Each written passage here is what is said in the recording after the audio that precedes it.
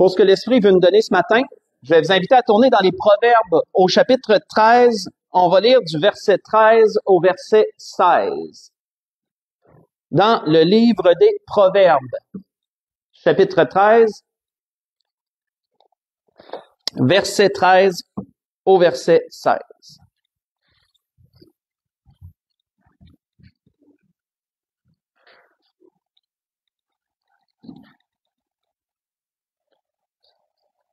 Où on voit Salomon dit, « Celui qui méprise la parole se perd, mais celui qui craint le précepte est récompensé. L'enseignement du sage est une source de vie pour détourner des pièges de la mort.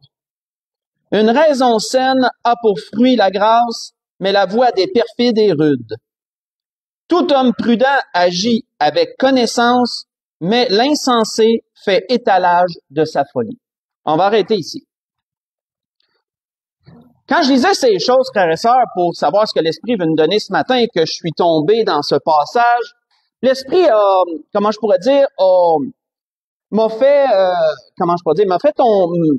a comme mis en évidence un point sur ce qu'on vient de lire ici, c'est la raison.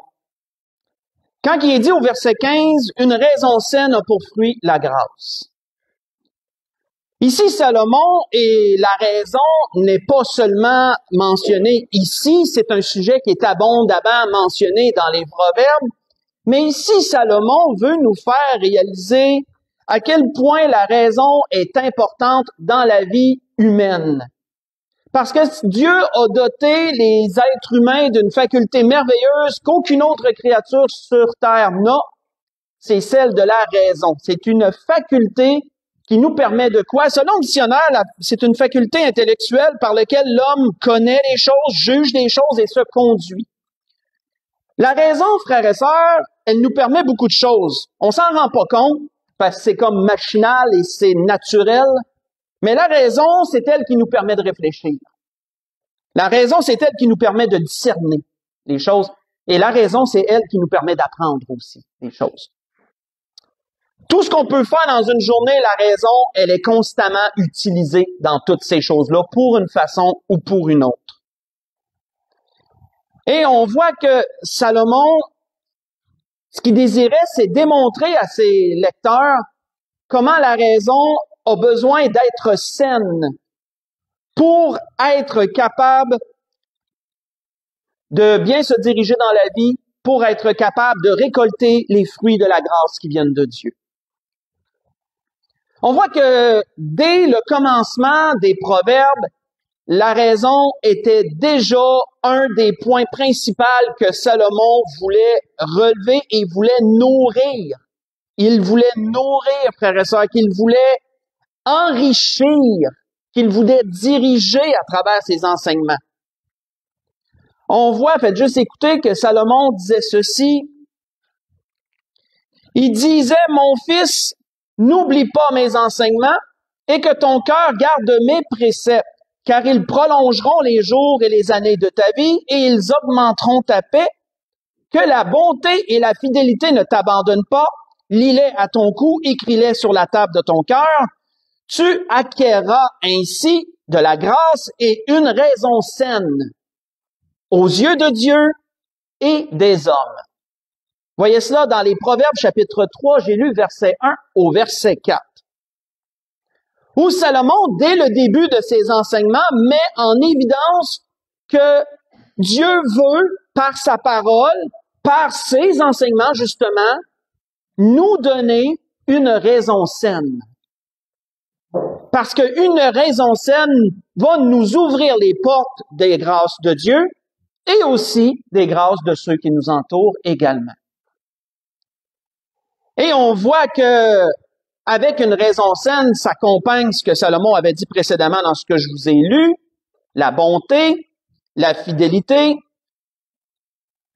l'importance de garder les commandements et les préceptes de Dieu. Dieu désire, frères et sœurs, produire en chacun des siens une raison saine, justement. Quand on regarde ce qu'on a lu, ou si on reprend le verset 13, il est dit « Celui qui méprise la parole se perd ». mais celui qui craint le précepte est récompensé. On voit que ça nous démontre, si on prend la raison et qu'on l'applique à ce contexte, qu'une raison saine va nous permettre d'écouter et de garder les enseignements de Dieu. Quand on sait que la parole de Dieu, elle est prêchée, qu'on sait que c'est selon Dieu ce qu'on entend, une raison saine va nous porter à écouter ce qui est dit. Pourquoi? Parce que ta raison saine va te dire que c'est pas un homme qui parle, c'est Dieu qui te parle à travers l'homme. Donc, ça va te porter à écouter ce qui est dit et à garder ces choses dans ton cœur parce que tu ne sais pas quand Dieu va réclamer ces choses qu'il t'a dit. Autrement dit, qu'il va soit t'éprouver sur les choses qu'il t'a dit ou soit que tu vas vivre des choses en rapport avec ce qu'il te dit. On ne sait pas quand la parole qui t'a été donnée va te servir en termes plus simples. Donc, importance de garder ces choses. Et c'est une raison saine qui le permet, ça. Quand on regarde le verset 14 qu'on a lu qui est dit « L'enseignement du sage est une source de vie pour détourner des pièges de la mort. » Une raison saine, frères et sœurs, c'est une capacité que Dieu nous donne à choisir entre la vie et la mort, à choisir entre le bien et le mal. Une raison saine va nous permettre de chercher à apprendre à se détourner des pièges du diable. Comment éviter les pièges, comme il avait été dit dans le verset 14, les pièges de la mort. Comment éviter les pièges du diable? C'est une raison saine qui va chercher ces choses. Celui qui n'y porte pas attention ne les cherchera pas. Quand on regarde au verset 15, justement, qui a été mis en évidence ce point qu'on l'Esprit nous dit ce matin, une raison saine a pour fruit la grâce, mais la voie des perfides est rude. On voit qu'une personne qui agit avec une raison saine va justement agir avec discernement et elle permet quoi? Elle permet d'obtenir la faveur de Dieu, comme je l'avais mentionné. Et quand on regarde dernièrement le verset 16 et qu'on applique ce point où il est dit « Tout homme prudent agit avec connaissance, mais l'insensé fait étalage de sa folie », on voit que celui qui agit avec une raison saine va se démarquer de celui qui est insensé, de celui qui, malheureusement, n'utilise pas sa raison. Celui qui a une raison saine, il va agir de manière réfléchie. Il va peser ses paroles, il va prendre le temps de penser à ce qu'il dit. Mais celui qui n'agit pas avec une raison saine, qui agit d'une façon irréfléchie, fait étalage devant tous de sa folie, que l'auteur disait. Pourquoi l'Esprit nous parle de raison ce matin et surtout d'une raison saine? C'est parce qu'il y a toujours un piège en rapport à ces choses. Et Jacques nous en parle de ça. Jacques nous dit quoi sur la raison? Il dit, mettez la parole en pratique et ne vous bornez pas à l'écouter en vous trompant vous-même par de faux raisonnements. Vous voyez ça dans Jacques chapitre 1, verset 22. Une chose qui peut survenir, frères et sœurs, c'est que notre raison peut être trompée. Notre raison peut être trompée de diverses façons et cela nous amène à quoi? Parce que la raison, c'est la faculté de raisonner. Si notre raison, elle est trompée, elle nous amène dans de faux raisonnements.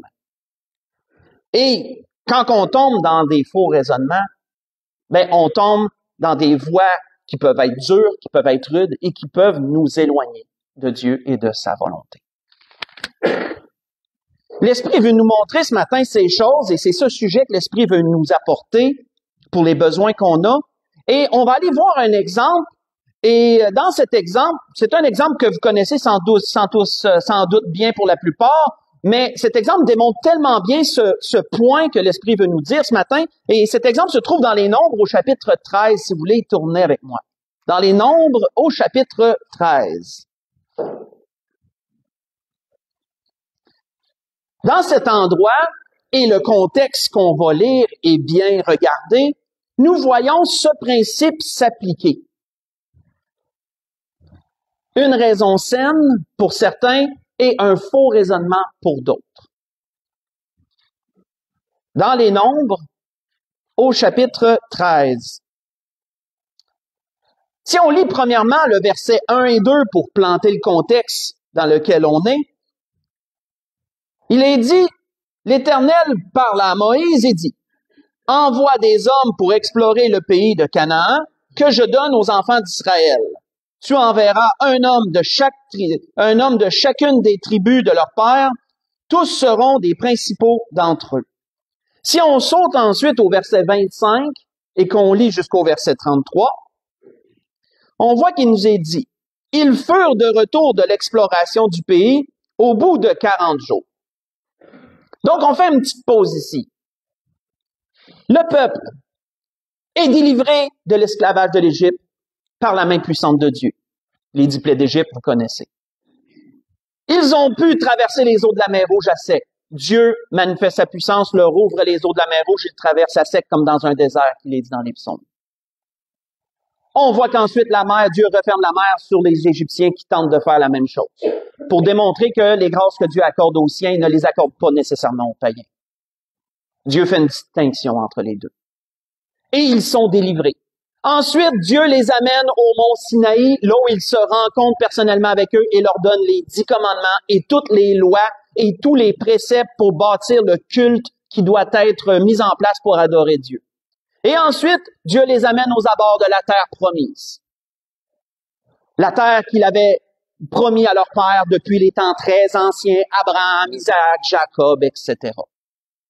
Des promesses qu'ils avaient reçues de longue date, Dieu leur montre que là, elle est à leur portée. Ils sont là. Maintenant, Dieu commande à Moïse de leur dire, envoyez des espions explorer le pays. Leur mission, frères et sœurs, elle était totalement rationnelle. Ils devaient simplement quoi? Ils devaient simplement évaluer si les territoires étaient fertiles. Ils devaient regarder les villes et les habitants. Et ils devaient revenir faire un rapport sur tout ce qu'ils avaient vu. Totalement des choses basées sur la raison. Ils regardent, ils observent, prennent des notes, ils reviennent, donnent leur constat. Voilà la mission qu'ils avaient. Et on voit, si on continue à lire, à partir du verset 26, que là, ils donnent leur constat, ils donnent leur rapport. Il est dit, à leur arrivée, ils se rendirent auprès de Moïse et d'Aaron et de toute l'assemblée des enfants d'Israël à Kadès dans le désert de Paran. Ils leur firent un rapport, et ainsi qu'à toute l'assemblée, et ils leur montrèrent les fruits du pays. Parce que oui, ils avaient pris la peine d'apporter des grappes de raisin sur des bâtons qu'ils avaient mis sur des bâtons tellement qu'elles étaient pesantes, qu'ils traînaient à 2 personnes. Ils avaient pris la peine de prendre des fruits du pays pour montrer, regardez ce qu'on a trouvé. On voit qu'il est dit au verset 27, « Voici ce qu'ils racontèrent à Moïse. Nous sommes allés dans le pays où tu nous as envoyés. Et à la vérité, c'est un pays où coule le lait et le miel. Et en voici les fruits. » Le lait et le miel, synonyme d'abondance en termes simples. On voyait pas du lait couler des montagnes puis du miel. Bien sûr, c'est une image pour montrer l'abondance du pays. Le pays était rempli de lait et de miel, démontrant qu'il y avait une belle abondance. Le pays était fertile et il était prospère. Il était possible d'y habiter et vraiment d'y cultiver, etc., etc. Mais ensuite, qu'est-ce qu'ils disent? Mais le peuple qui habite ce pays est puissant. Les villes sont fortifiées et très grandes. Et nous y avons vu des enfants d'Anak, qui étaient une race de géants des temps anciens. Les Amalécites habitent la contrée du Midi. Les Étiens, les Jébusiens et les Amoréens habitent la montagne. Les Cananéens habitent près de la mer et le long du Jourdain. Caleb fit taire le peuple qui murmurait contre Moïse. Il dit, « Montons, emparons-nous du pays, nous y serons vainqueurs. » Mais les hommes qui étaient allés avec lui dirent, « Nous ne pouvons pas monter contre ce peuple, car il est plus fort que nous. » Et ils décrièrent devant les enfants d'Israël le pays qu'ils avaient exploré. Ils dirent, « Le pays que nous avons parcouru pour l'explorer est un pays qui dévore ses habitants. Tous ceux que nous y avons vus sont des hommes d'une haute taille, et nous y avons vu les géants, enfants d'Anak, de la race des géants. Nous étions à nos yeux et aux leurs comme des sauterelles. » On va arrêter ici. Donc, on voit quoi, frères et sœurs? On voit que basé sur leur raison, ils font un rapport sur tout ce qu'ils ont vu. En vérité, ils constatent que oui, le pays a de l'abondance. C'est un point indéniable. Mais on voit que leur raisonnement, qui était totalement basé sur leur chair et sur leur perception, les amène aussi à dire quoi? À leur raconter au peuple tous les obstacles qu'ils ont vu en rapport avec ce pays-là. La force de ses habitants, la grandeur des murailles des villes, et même les géants aussi, une race qui avait, comment je pourrais dire, qui était issue d'après le déluge, qui était des géants qui étaient quand même là, des gens de très haute taille. On n'en trouve plus aujourd'hui, mais beaucoup plus haute taille que nous. Et on voit que toutes ces choses les avaient grandement effrayés, bien sûr. Et là, ils font un rapport. Et leur conclusion, elle est la défaite. Avant même d'avoir commencé, ils disent, on a perdu d'avance, faut pas monter là, on va se faire massacrer si nous allons dans ce pays-là. Faut comprendre, frères et sœurs, comment je pourrais dire, qu'est-ce qu'ils ont voulu faire? Ils n'avaient pas de mauvaises intentions, certes, à travers ce qu'ils ont fait. Ils ont donné le fruit de leur raison, un raisonnement. Ils ont donné leur raisonnement en rapport avec ce qu'ils ont vu, ce qu'ils ont entendu. Mais qu'est-ce qui est arrivé, frères et sœurs, c'est que leur raisonnement était totalement basé sur leur chair et ils ont négligé le point le plus important, l'élément fondamental, qui est Dieu. Ils ont négligé l'élément fondamental qui est Dieu, sa parole et ses promesses qui leur avaient été données. Ils ont oublié que c'est l'Éternel qui leur avait promis dès les temps anciens que ce pays leur serait donné. Ils ont oublié tous les miracles que Dieu leur avait montrés en Égypte. Comment qu'il les avait délivrés, comment qu'il leur avait fait traverser la mer Rouge, comment dans le désert, il leur a suscité de l'eau à boire, il leur a donné la manne du ciel à manger, et les cailles qui sont venues leur apporter de la viande, que Dieu a fait venir par un grand vent, comment ils avaient battu les Amalécites, et toutes ces choses. Tout cela a été balayé du revers de la main, et leur raisonnement s'est appuyé entièrement sur leur chair. Entièrement. Et au final, on peut en voir quoi?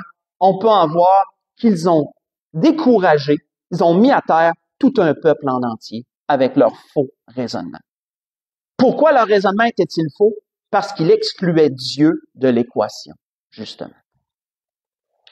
À l'opposé, Josué et Caleb, eux, ont démontré un raisonnement totalement différent. Eux, pourtant, aussi avaient vu ces choses. Et qu'est-ce qu'eux ont dit? Ils ont dit non, montons, on va gagner. Pourquoi? Parce que leur raisonnement, leur raison était saine. Pourquoi, frères et sœurs, était-elle saine, leur raison? Parce qu'elle s'appuyait sur Dieu. Elle s'appuyait sur la parole de Dieu, elle s'appuyait sur les promesses de Dieu. Et ils ont dit, on peut pas perdre. Avec tout ce que Dieu nous a montré, on peut pas perdre. Dieu est avec nous, faut juste y aller. Mais ils étaient 2 contre 10. La force du nombre a eu raison du peuple. Et on voit que le peuple est tombé dans un grand découragement, que la Bible nous dit, en rapport avec ces choses. Nous voyons ici, frères et sœurs, 2 types de raisonnements différents. Une raison qui est saine, parce qu'elle s'appuie sur la parole de Dieu et sur les promesses de Dieu, et une raison qui est trompée par la peur, par toutes sortes d'autres émotions et sentiments, qui mènent à des faux raisonnements. Et malheureusement, qu'est-ce qui est survenu? Si on lit dans le chapitre 14, si on lit juste le verset 1 à 4, le constat est donné ici. Il est dit que toute l'assemblée éleva la voix, poussa des cris, et le peuple pleura pendant la nuit. Tous les enfants d'Israël murmurèrent contre Moïse et Aaron. Et toute l'assemblée leur dit, que ne sommes-nous morts dans le pays d'Égypte ou que ne sommes-nous morts dans ce désert? Pourquoi l'Éternel nous fait-il aller dans ce pays où nous tomberons par l'épée, où nos femmes et nos petits-enfants deviendront une proie? Ne vaut-il pas mieux pour nous retourner en Égypte? Et ils se dirent l'un l'autre, nommons un chef et retournons en Égypte. On va arrêter ici. On voit, frères et sœurs, que malheureusement, le peuple écoute le faux raisonnement au lieu d'écouter la raison saine de 2 hommes. Ils écoutent le faux raisonnement de 10 hommes. Et on voit que ça les amène à quoi? Malheureusement, le faux raisonnement les amène eux-mêmes à avoir un faux raisonnement. Eux-mêmes, on voit qu'ils se mettent à pleurer, à se lamenter sur leur sort et sur le fait qu'ils étaient là, coincés dans un endroit où ils croyaient qu'ils allaient mourir. On voit qu'ils avaient oublié à quel point qu'ils avaient souffert dans le pays d'Égypte, puisque la Bible nous dit dans l'Exode, chapitre 1, 2, qu'ils criaient vers Dieu à tous les jours parce qu'ils souffraient d'esclavage. Ils avaient tout oublié ça.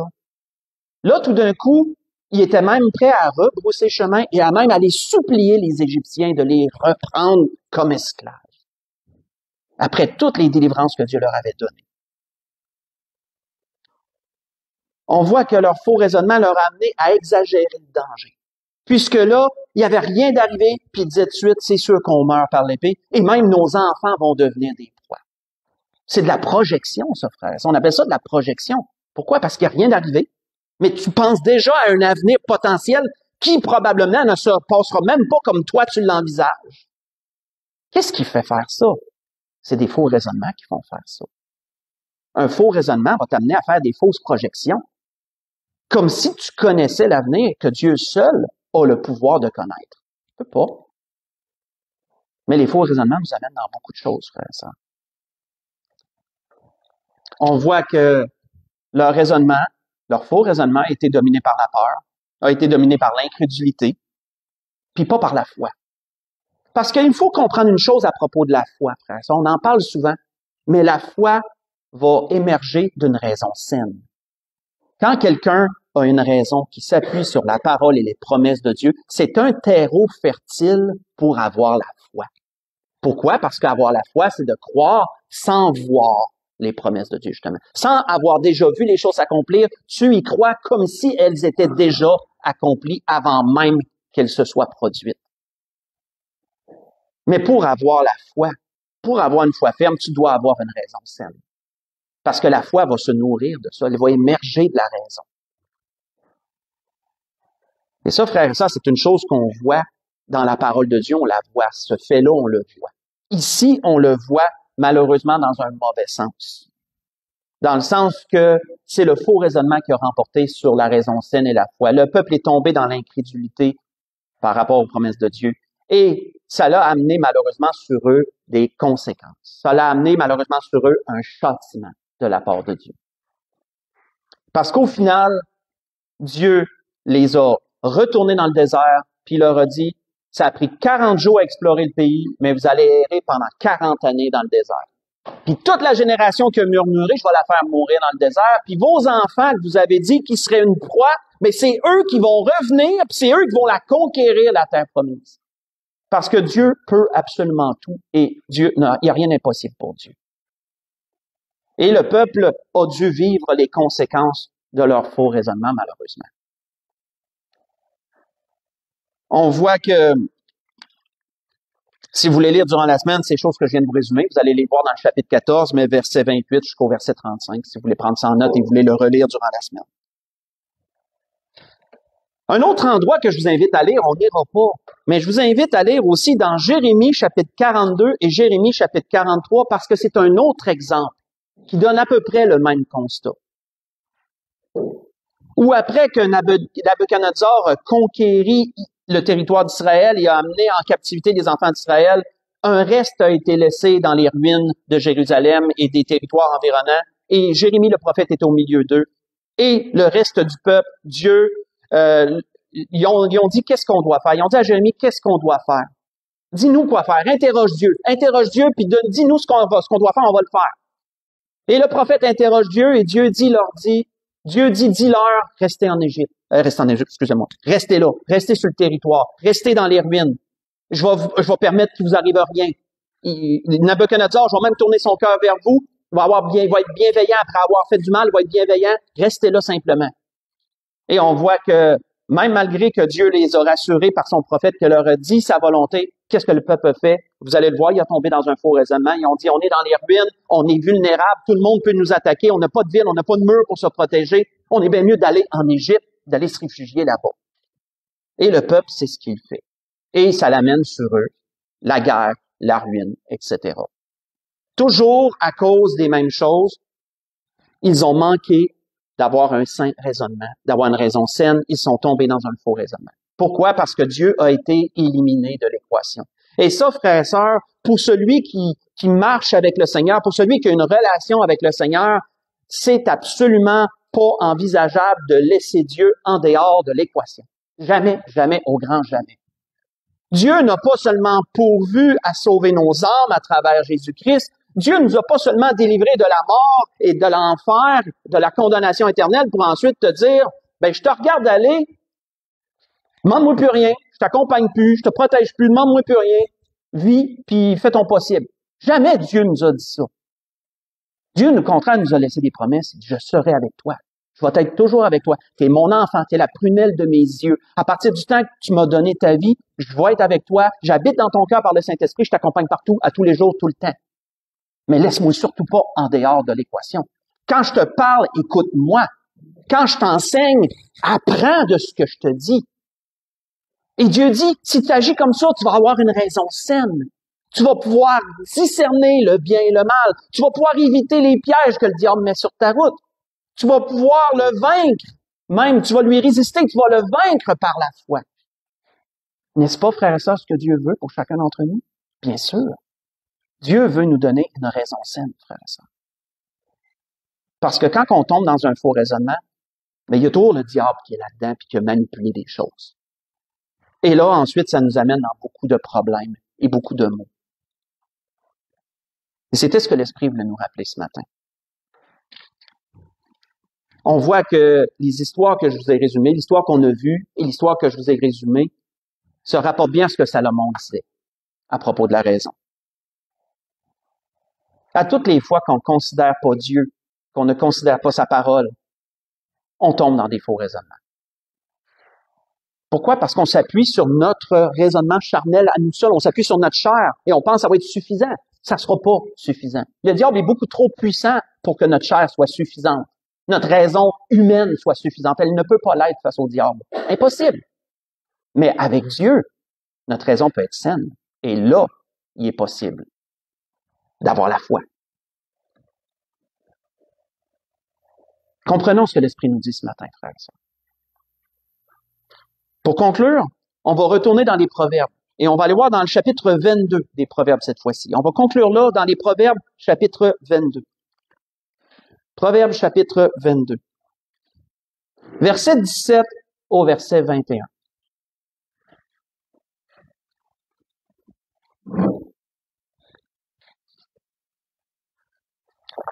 Proverbes, chapitre 22, verset 17 au verset 21. C'est encore Salomon qui parle.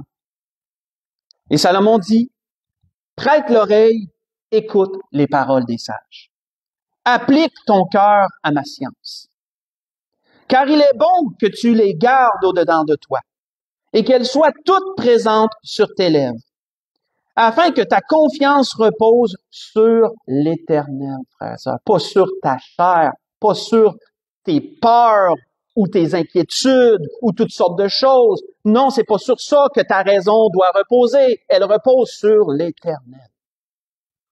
Je veux t'instruire aujourd'hui, oui, toi. Je veux t'instruire aujourd'hui, dit Dieu. N'ai-je pas déjà pour toi mis par écrit des conseils et des réflexions pour t'enseigner des choses sûres, des paroles vraies, afin que tu répondes par des paroles vraies à celui qui t'envoie? La grâce que je nous souhaite, frères et sœurs, prenons en considération ce que l'Esprit nous dit ce matin à propos de la raison. Dieu veut nous instruire et il dit, oui, toi, je veux t'instruire. Prenons ce que Dieu nous dit, appliquons-le en nos vies, prenons garde que notre raison soit toujours basée sur la parole de Dieu, sur ses commandements et sur ses promesses, et nous aurons une raison saine. Mais prenons garde que si notre raisonnement ne s'appuie que sur notre chair, sur les inquiétudes, sur les peurs et tout ce qui peut être généré de la chair, prenons garde parce que c'est les faux raisonnements qui nous attendent et les détours qui vont suivre cela. C'était ce que l'Esprit voulait nous dire. On peut se lever pour un dernier cantique.